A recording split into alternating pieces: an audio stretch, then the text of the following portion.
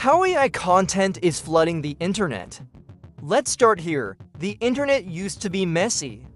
Now it's artificially messy. AI writes news, reviews, poems, interviews, and apology letters. It looks human, it smells like printer ink and panic.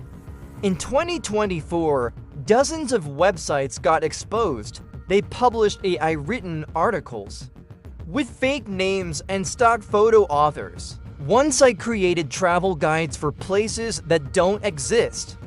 Another faked quotes from real doctors, all for search engines, none for people.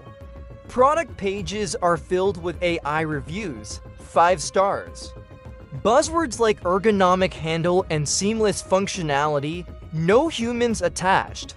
One AI-generated blog told people to boil their smartphones to disinfect them. 8 people actually did. It gets worse. AI voices now narrate fake news clips.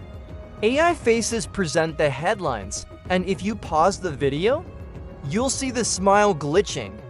We're not just seeing more content, we're buried in synthetic sludge. So what happens when everything is fake?